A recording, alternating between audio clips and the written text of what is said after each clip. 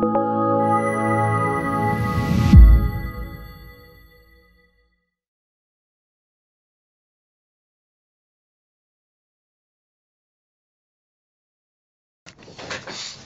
I'm Jacob Hornberger, president of the Future of Freedom Foundation, and this is this week's issue of the Libertarian Angle, sponsored by the Future of Freedom Foundation at fff.org.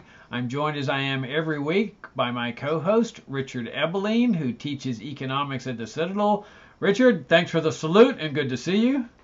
It's great to see you, and hello to our viewers and listeners.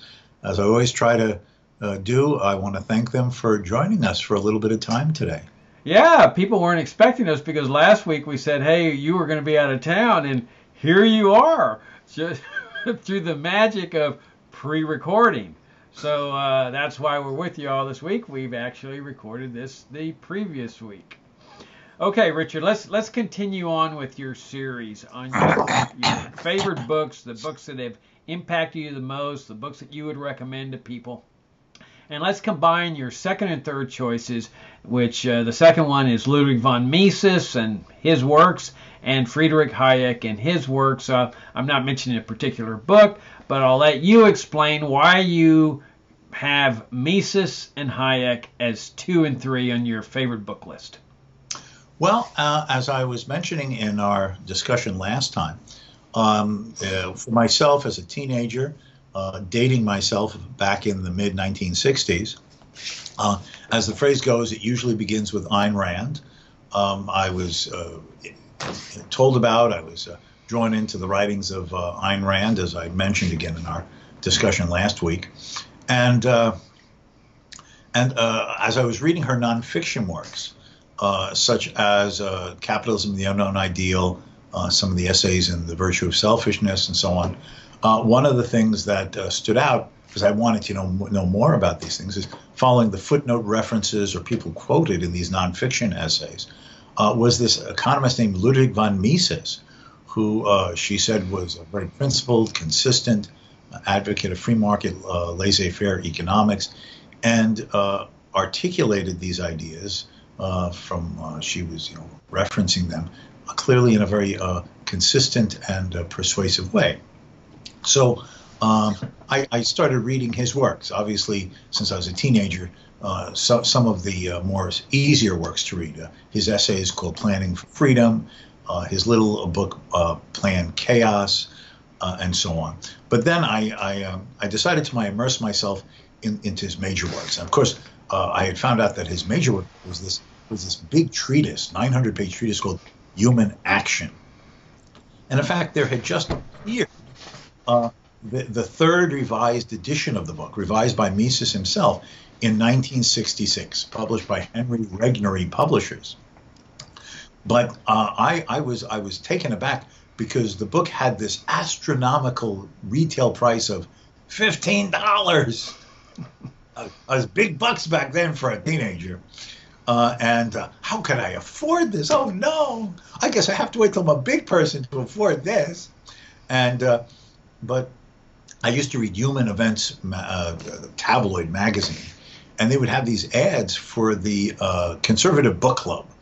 And if you signed up with the Conservative Book Club, agreeing to buy a minimum number of books during the 12 months after your signing, you would get a free bonus book. And that month, the free bonus book was Mises's fresh off the press revised edition, third edition of Human Action. Of course, I waited with bated breath for this to arrive in the mail with my first paid, discounted book for the club. And I began reading it. Now, here I am, like 17 years old, and this is heavy going. The first 200 pages is thick on philosophy of science, methodology of the social sciences, way over my head. And I endured the first 200 pages, and I get to the economics. And Mises was a very clear and persuasive writer, but if you're 16 and you were 17, you've not really had formal introduction to economics. But I went through the entire 800 or 900 pages, and that of course led him me to his other works, Socialism, his great critique of government centralized planning, its impossibilities. And what was, well, Human Action is this book about everything, the nature of man, the logic of human decision-making, the emergence of human society out of the benefits of division of labor and mutual gains from trade, the complexity of the institutions and operation of the market economy, competition, prices, entrepreneurship, the institutional prerequisites of private property and open free competition with limited government protecting rights and not violating them, the impossibilities of government planning, the contradictions of government intervention. What particularly struck me when I came to his book on socialism, which he had originally published in 1922, is that core element of, why socialism couldn't work as an economic system was there. That was like the core chapters. But enveloping it all was this amazing, so almost like Renaissance man critique of all collectivist ideas, the human compatibility of collectivism with human nature, the philosophic, the sociological, the political, the cultural implications of collectivism, and the dangers and impossibilities that presented for human development, the potential of the individual, the creative and open and innovative society. That socialism, from every perspective, meant the crushing, not only of economic opportunity and political liberty, but the destruction of the human soul, because the state is everything and everywhere. And that was profoundly impressive for me. And then, of course, his other major work is the theory of money and credit, which was actually his really first major work before the First World War, indeed, in which he lays out the Austrian theory of money in the business cycle. The business cycle of booms and busts, inflations and depressions are not inherent in the market economy. They're caused by government intervention in financial markets through central banking and manipulation of money, credit, and interest rates.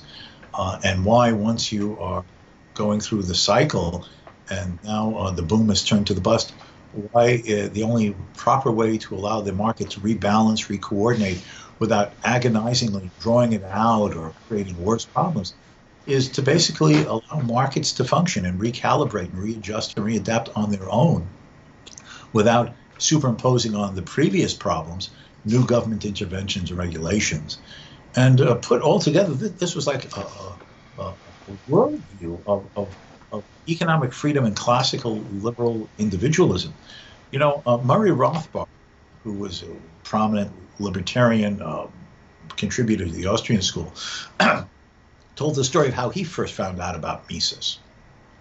He was in the second half of the 1940s, and he had come to find out about the Foundation for Economic Education shortly after it was opened in 1946.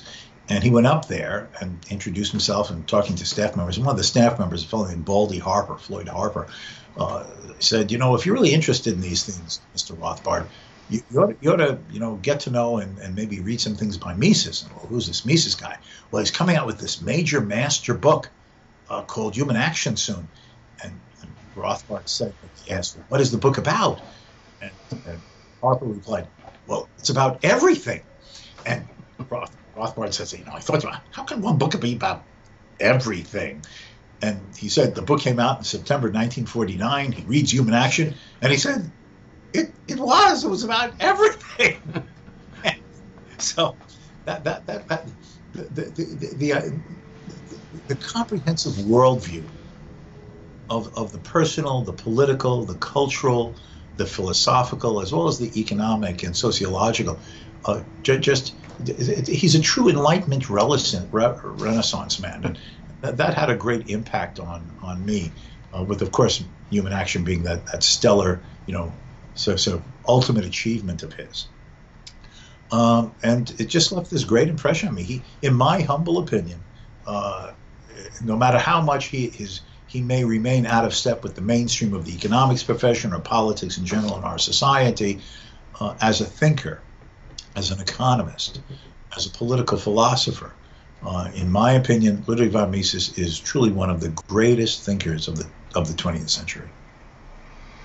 Yeah, my experience has been pretty much the same as yours. That when I discovered libertarianism originally, it was in a public library of all places in my hometown of Laredo, Texas, and there were these 4 little volumes that the Foundation for Economic Education had published called Essays on Liberty, and they were different colors, and I pulled them out, and they just bowled me over. I mean, I'd never seen anything like this, so I checked out all 4 books, and I started reading them, and just the scales started dropping from my eyes. It was just this breakthrough from all the indoctrination in public schools about how America is a free enterprise system and so forth. And here were, pure, hardcore, uncompromising libertarian expositions.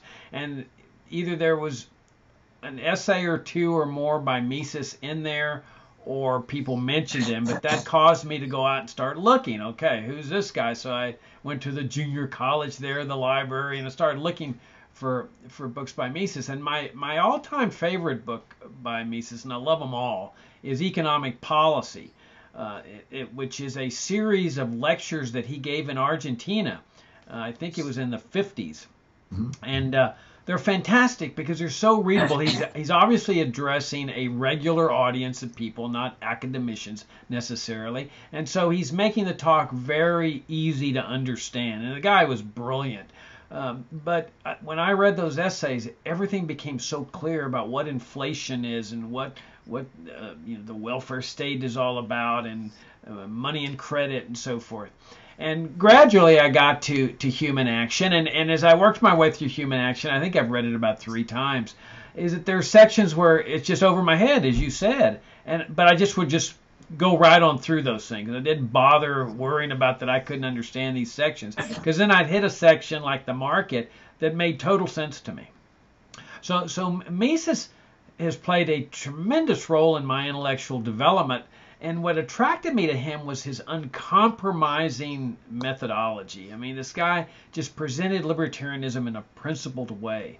And he actually serves as an inspiration for me with the Future of Freedom Foundation. I figure, look, if that kind of presentation of libertarianism and libertarian economics has such a powerful effect on me, then maybe this same exposition that I'll try to mirror in FFF will have that same impact on others. So over the years, people have said, oh, you need to be more compromising, you need to water down your message. And I've always resisted that, thinking that, hey, I want to be like Mises. I want to present that uncompromising message, because I think there's people out there that respond to it just like I responded to it.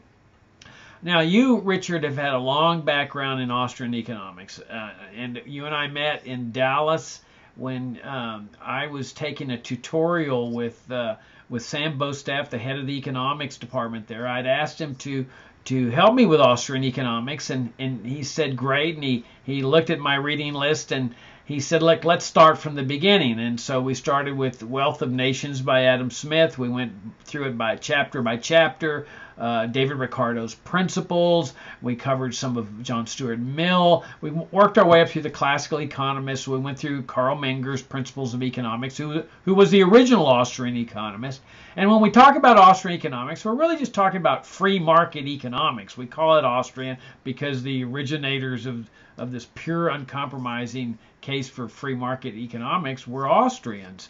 But then when we got to Human Action, he said, well, I'm going to turn you over to this guy Ebeling, who's coming in to teach at the University of Dallas, and he knows Austrian economics better than anybody of your age group. And you went on to become the Ludwig von Mises Professor of Economics at Hillsdale College.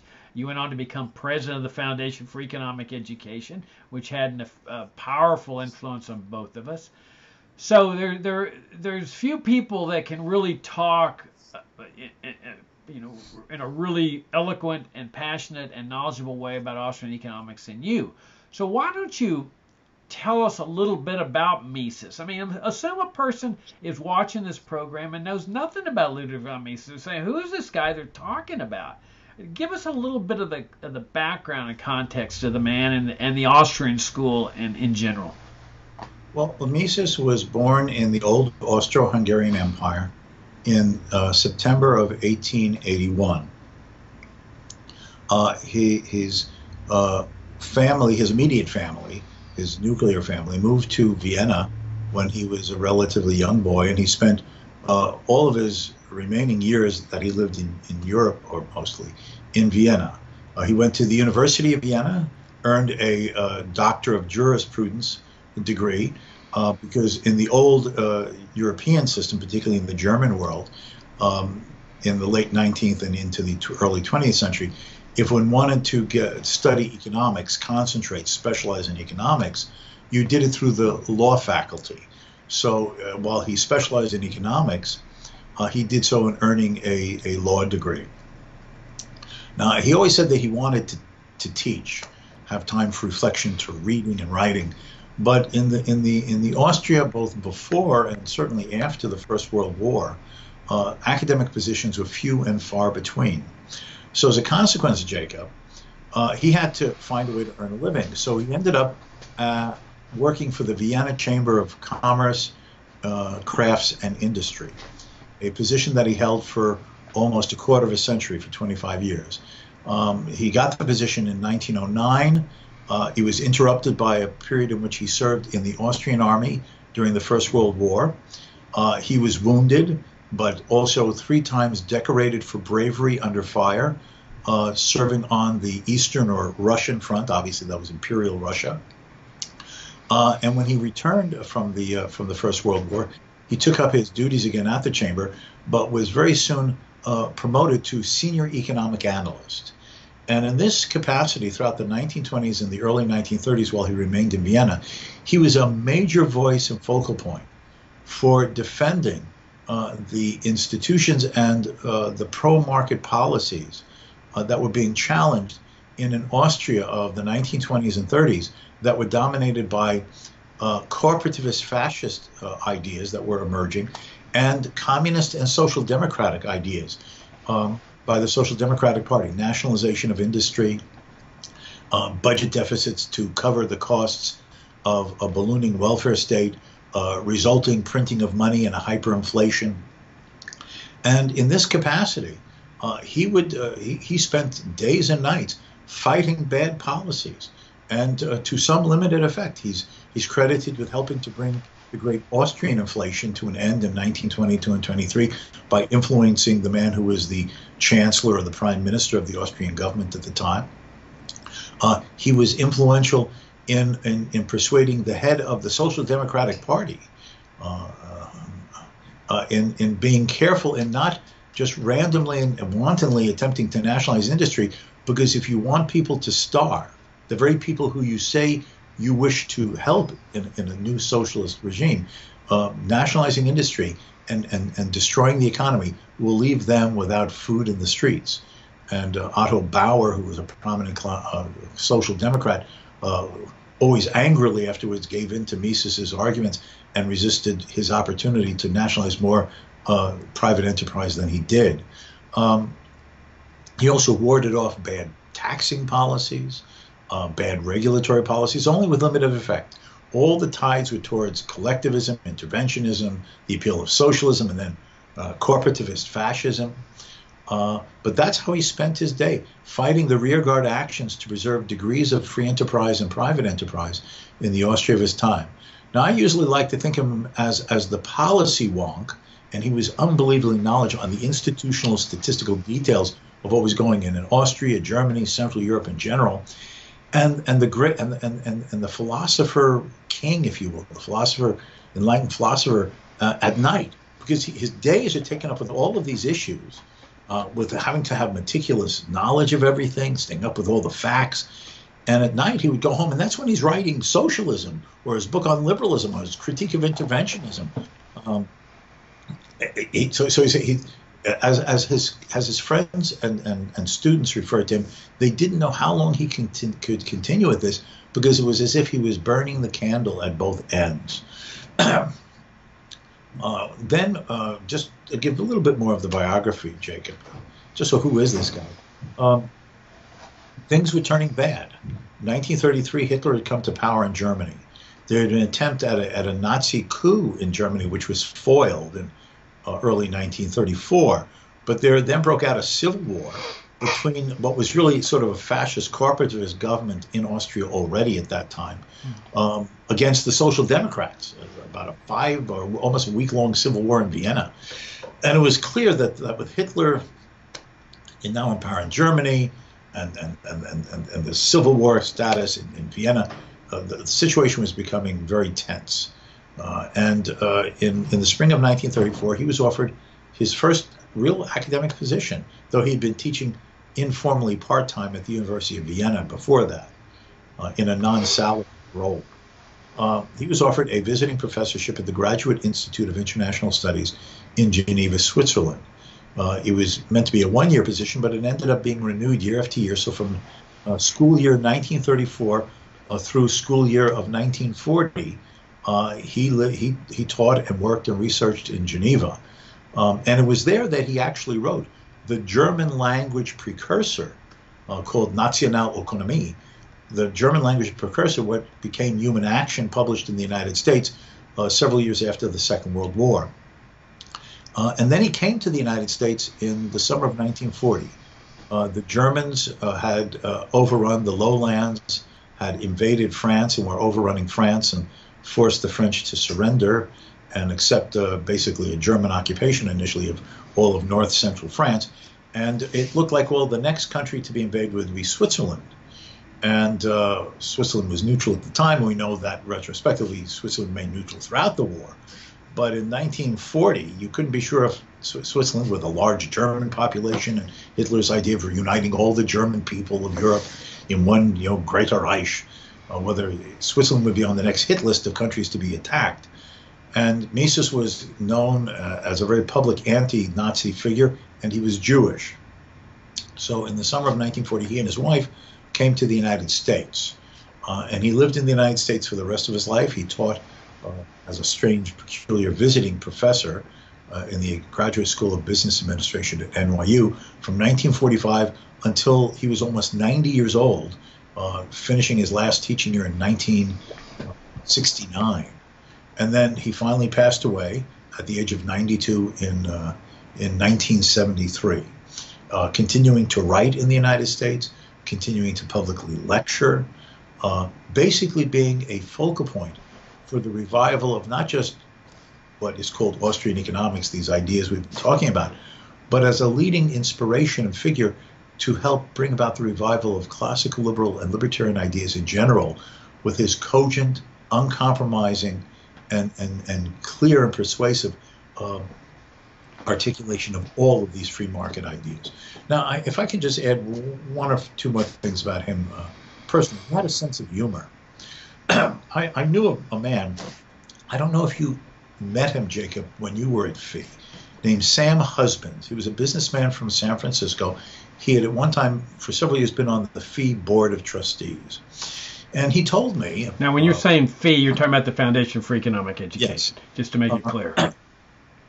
When I was FEE president, I and my wife were out on a trip. I was giving lectures, doing some fundraising in San Francisco. And Sam Husbands very graciously entertained my wife and myself one evening. And he was saying that in the around the middle of the 1960s, Mises was really getting older, but he could still travel and give lectures. So Sam Husbands and some other businessmen had brought Mises out to San Francisco to give a couple of addresses. So Sam says that he picks up Mises and Mises' wife, Margot Mises, from the hotel to drive them to the lecture venue. And as it was, they drove through a part of San Francisco that where the strip joints were, right, the nude bars and things. And Margot, Sam Husband says, looked out the window and said, Ludwig, look what the signs say, topless, bottomless. Sam Husband, Mises was sitting in next to him, Margot in the back. Sam Husband said, Mises looked down, shook his head, and said, "This is very bad for the textile industry."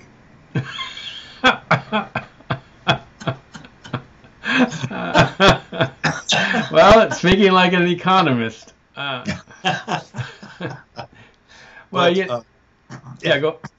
Well, I just have to tell one more story. All right. And that's about you. Ooh. We can skip that. I knew Margot von Mises.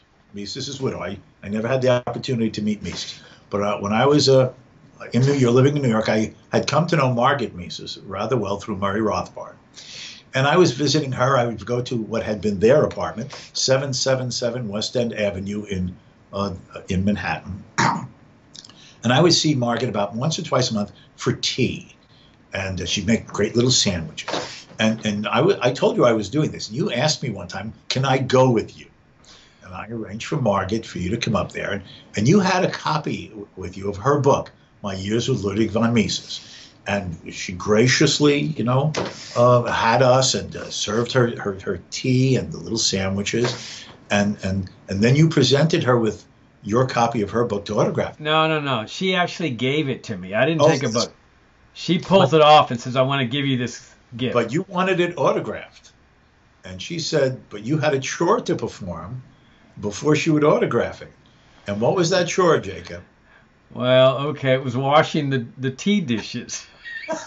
Yeah, so Jacob disappears into the kitchen for X number of amount of time, and Mark and I are just enjoying and chatting away. And we hear the water running and the clanking of the cups, and Mark and I are just having a great time while Jacob Hornberger is, chief bottle washer. Hey, no, but wait, you got to know, I was extremely nervous. Like, this is like China, that if I broke Margot Mises' tea dishes, I'd be, a blackballed in the movement or something.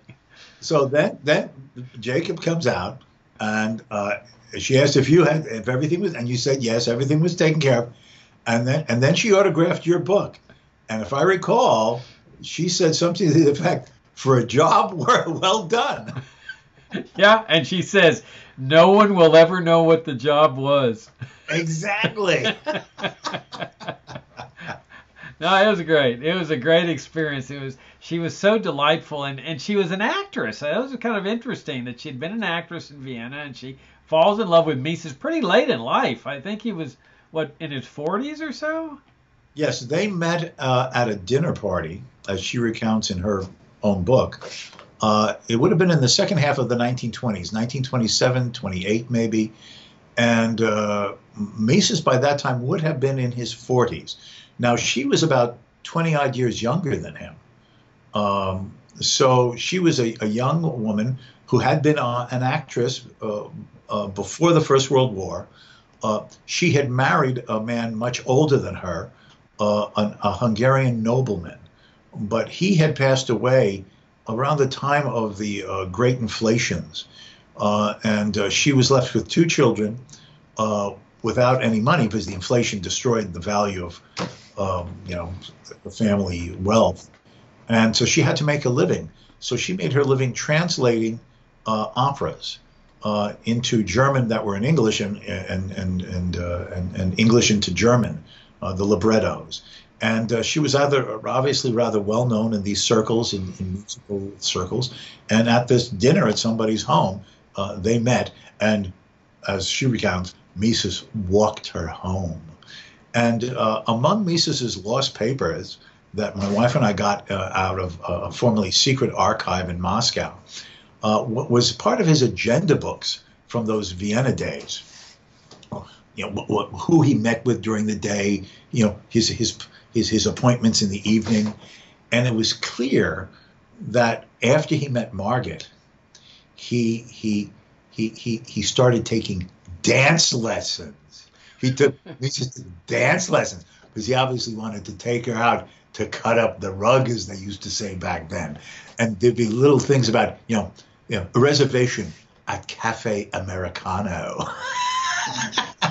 So Mises was not just work; he was a little bit of play. Well, yeah, and her book really is great. It's well worth reading as well. All his books are worth reading, but she goes into the harrowing escape that they had across Europe from the Nazis. I mean, they really barely got out, and then he comes to the United States, and there's that great story where he encounters Henry Hazlitt. That Hazlitt, which I'm hoping is going to be one of your favorite books.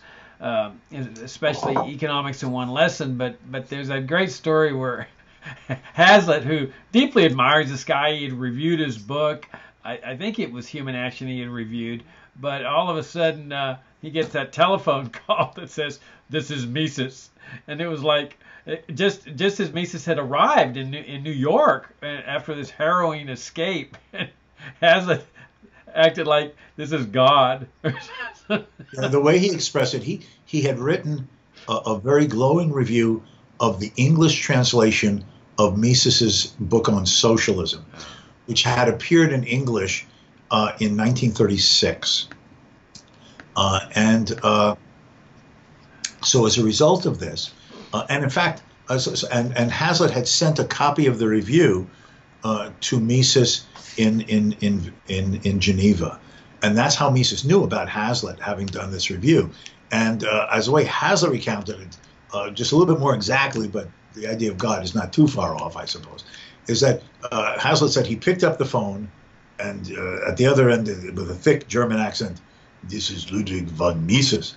And Hazlitt said, it was like if someone had said, "This is John Stuart Mill," like a voice from the early century. Yeah, and then, it's fascinating is that, here is this brilliant mind. I mean, Mises really is the fountainhead for libertarians as far as economics. Milton Friedman certainly has been a big influence, but Mises, I think, has been a much more powerful influence. And yet, he got no acclaim, so to speak. He was not. He certainly should have gotten the Nobel Prize for Economics, and he never got a tenured position because of the times that he was in. I mean, this was the time of statism, of socialism, of interventionism. He was certainly not a man of his times. He was going against the tide. And that's one of the things that I think I most admire about the man is that even though life was difficult here in the country for him, he never compromised his principles. He hung in there and kept presenting this uncompromising case for economics. And that's why I think he is such a powerful influence, because he didn't compromise, even though life was very difficult for him. Yeah, the other thing is that obviously he lived in his own period of time, of history. The Europe before the Second World War, then America in the immediate post-war. And obviously much of what he writes about is in the context of the issues, problems, and crises going on during those decades. But what always strikes me is that he even in spite of that, he talks about, this topic or that issue, because that's the time he's living through. There's a quality to his writing, always putting it on a wider and more universal canvas, that there's sort of like a timelessness to what he's talking about. The logic of human action, the nature of the market process, the role of the entrepreneur, the dangers of collectivism. It's like they transcend any particular moment in history and speak about the continuing and unchanging conditions of man's society and the human condition. And for that reason, I think that he will last in terms of someone who people discover and say, wow, yeah, he's right. Because he's like writing for the ages and not merely for the historical moment in which he lived. Yeah, that is an excellent point. And I remember, when I was starting FFF 28 years ago, and you were the vice president of the foundation, and we were putting together our concept of what we wanted, and we had our monthly journal called Freedom Daily, now called Future of Freedom. That was one of our goals. I don't know if you recall that, but that we wanted essays that were timeless, that people could pick up 100 years from now and benefit from. That dealt with principles, and what we've tried to do at FFF is take current events instead of just an esoteric essay on the evils of the minimum wage law. We take current events, like some city is raising the minimum wage, and we incorporate those timely elements in there so that it really does become relevant and timely. But the underlying principles, our goal has always been to make them timeless in nature. And Mises was the inspiration for that, along with Leonard Read and others along that line of thinking. Yeah, this is the thing that also always impressed me. He's a figure that in my top 10, hopefully we can talk about in a future segment of this. And that is the economic journalist, and I do not mean that in any pejorative or lower level way to an academic, the economic journalist Henry Hazlitt. Henry Hazlitt, for instance, wrote a weekly column in Newsweek magazine from 1946 to 1966, and he wrote many articles in the Freeman, the publication for decades of the Foundation for Economic Education. And even though he was writing a weekly article for Newsweek, and then he continued as a syndicated writer after that for newspapers, you can still read his poignant and concise opinion pieces. And while he's talking about, well, you know, President Eisenhower has proposed this in the budget, you read the piece, and it's like he's talking about the universal principles of the logic of government, how the market works, the dangers of deficit spending that transcend the particular budget issue that is the starting point for the essay. And that's important. If I could just add one more thing, Jacob, since you raised it earlier on about how you became interested in these ideas by discovering in the library those essays on liberty, those volumes originally published by the Foundation for Economic Education. They are available. The Ludwig von Mises Institute in Auburn, Alabama, has a PDF publications section on their website. Hundreds of books available, downloadable for free in PDF. Among them is the entire series of essays on liberty put out by FEE, beginning with that number 1, 2, 3, and 4, all the way through, I think, like volume 16 or 17. So anyone who wants to see the type of essays that influenced Jacob Hornberger to be guided in these freedom directions can follow his footsteps and read those very volumes on downloadable PDF on the website of the Mises Institute. Yeah, and benefit from them because they're timeless in nature, as you point out. All right, Richard, we're out of time, and we haven't gotten to Hayek and that aspect of the Austrian school. We'll do that next time or in some future segment. As always, I greatly enjoyed the visit and the conversation, and I look forward to talking to you next week. Until next time, and thank you all for joining us. Yeah, thank you for tuning in, and come and visit us at fff.org. We publish a weekly article by Richard. We have, of course, the Libertarian Angle. I write a daily blog post, and we have our FFF Daily that is free for the asking, best libertarian publication on the internet, and, of course, our monthly journal, Future of Freedom, and a lot of videos up there. So thank you for your great support and for tuning in. We'll see you all next week. Bye-bye.